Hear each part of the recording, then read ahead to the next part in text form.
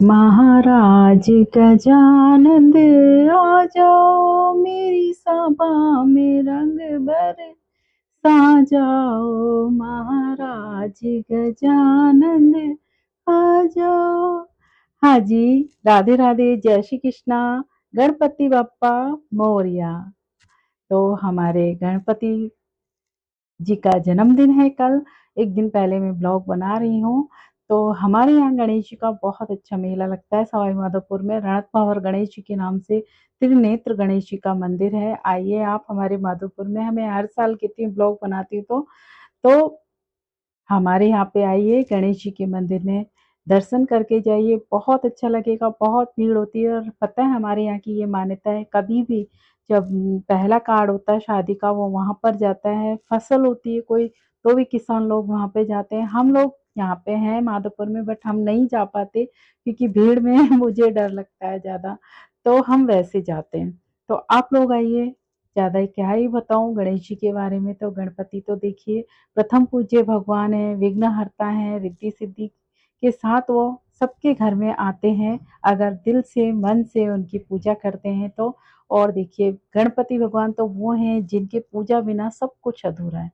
उनको प्रथम पूज्य का आशीर्वाद इसीलिए मिला गया है कि उन्होंने ये खुद मतलब अपना माँ बाप का जब बात आई थी ना उनके कि ना परीक्षा की बात आई थी, तब जाके उनको ये वरदान मिला था शिव जी से। क्या हुआ था, चलो थोड़ा सा ये बता भी दूं कि जब है ना ये चल रहा था, कार्तिक इनके बड़े भाई थे कि मतलब किसको प्रथम पूज्य का वरदान दिया जाएगा। तो एक परीक्षा हुई थी, उसमें पूछा गया था कि मतलब पृथ्वी के चक्कर कौन सबसे जल्दी लगा सके, इस दुनिया के चक्कर सबसे जल्दी कौन लगा सकता है। तो कार्तिक अपने वाहन पे चले गए थे और वो कोशिश कर रहे थे। तो सब सोच रहे थे कि ये ना कार्तिक ही जीतेंगे, ये गणेश जी तो इतने भारी भरकम शरीर के ही कैसे जीत पाएंगे। सबने यही सोचा था। बट गणेश जी बहुत चालाक थे और बहुत बुद्धि वाले थे। तो उन्होंने क्या किया, जहाँ पे शिव जी पार्वती खड़े थे वहीं पे उनके चक्कर लगाने लग गए। तो सब देख रहे ये क्या हो रहा है, ये पृथ्वी थोड़ी ना है, ये दुनिया थोड़ी है पूरी, इसके चक्कर लगा रहे हैं आप। बाद में सबने पूछा कि ये क्या कर रहे हो आप, कि मेरी दुनिया तो यही है। बिल्कुल बहुत बड़ी बात कह दी उन्होंने कि मेरी दुनिया यही है। बिल्कुल माँ बाप हैं वही सब पूरी दुनिया होती है। जितना प्यार माँ बाप अपने बच्चे से करते हैं ना उतना शायद इस दुनिया में कोई कर ही नहीं सकता। इसीलिए बेटे को बेटियों को भी अपने माँ बाप से उतना ही प्यार करना चाहिए, उतना ही सम्मान देना चाहिए, जो बात की हमारे गणेश जी ने बताई है। तो इसीलिए उन्हें प्रथम पूज्य का वरदान मिला। इससे हमें यही सीखना चाहिए कि अगर हम माँ बाप की इज्जत करेंगे ना, माँ बाप का सम्मान करेंगे, माँ बाप की सेवा करेंगे, तो हमें हमेशा जीवन में तरक्की मिलेगी। हमेशा हम आगे बढ़ते रहेंगे, कभी हमें किसी चीज़ में नाकामयाबी नहीं मिलेगी। दुख-सुख आते रहते हैं, परंतु एक खुशी, एक तरक्की जो होती है ना, माँ-बाप के आशीर्वाद के बिना बिल्कुल नहीं होती। ऐसे ही शादी-ब्याह हम करते ना, बिना माँ-बाप के आशीर्वाद के वो भी सफल नहीं होते। तो माँ-बाप का हमेशा सम्मान करिए। गणेश जी हमें यही शिक्षा देते हैं। देखिए मैं ब्लॉग बना रही हूँ गणेश जी का, बट मेरे मोटिवेशनल भी होते हैं, तो मुझे ये भी टच देना पड़ेगा इसमें थोड़ा बहुत कि जैसे गणेश जी ने अपने माँ-बाप को बहुत सम्मान दिया था, इसीलिए वो प्रथम पूज्य कहलाए थे और देवताओं में सबसे ज़्यादा सम्मानीय, आदरणीय और सबसे पहले पूजने वाले देवता कहलाए थे। तो अगर हमें भी ऐसा ही सम्मान पाना है ना, दुनिया में नाम कमाना है, दुनिया में आगे बढ़ना है और सम्मान पाना है, तो हमें सबसे पहले अपने माँ-बाप का सम्मान करना पड़ेगा। ये हमें बिल्कुल सोच के रखना है कि अगर हमने माँ-बाप का सम्मान किया ना, तो हमें दुनिया से कोई नहीं हरा सकता। और जहाँ माँ-बाप ही हमारे खिलाफ हो गए ना, तो फिर हम दुनिया में कुछ करने लायक रहते भी नहीं हैं। जिनके माँ-बाप नहीं होते ना, ये बात उनसे पूछिए कि माँ-बाप क्या होते हैं। तरसते हैं वो माँ-बाप की डाँट के लिए, माँ-बाप के प्यार के लिए। माँ-बाप डाँटते भी हैं ना, उसमें भी हमारा भला छुपा होता है, प्यार छुपा होता है। क्योंकि ज़रूरी नहीं है माँ-बाप के है ना हर कोई है ना ऐसे ही डाँट देंगे अपनी औलाद को, नहीं, वो खुद डाँटते हैं ना, उससे ज़्यादा उनका दिल दुखता है, वो रोते हैं। पर क्या करें, जब औलाद नहीं मानती, गलत रास्ते पे चलते हैं तो माँ-बाप को ये कदम उठाना पड़ता है। शिव जी पार्वती भी दंड देते थे गणेश जी को, ऐसी बात थोड़ी है। जब पार्वती ने उन्हें दरवाजे पे खड़ा कर दिया था, तो वो तो अपनी माँ के सम्मान के लिए खड़े थे, पर शिव जी को लगा ये उदंड बालक है। तो शिव जी ने क्या किया था कि मतलब उनका गला काट दिया था। बाद में फिर गणेश जी को मतलब गज इसके हाथी का सिर लगाया था।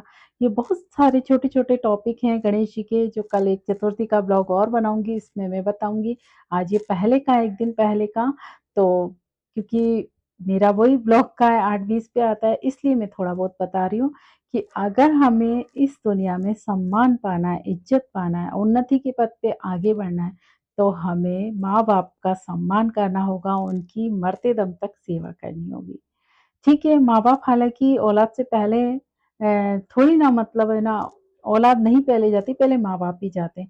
बाई चांस ऐसा भी हो जाता है कई बार माँ-बाप रहते हैं, उनके रहते औलाद भी चली जाती। बट हमें तो यही कसम खानी कि जब तक हम ज़िंदा हैं, हमारे माँ-बाप हमारे साथ हैं, हमें अपने माँ-बाप की सेवा करनी होगी। तभी हम गणेश जी की तरह सम्मानीय बनेंगे।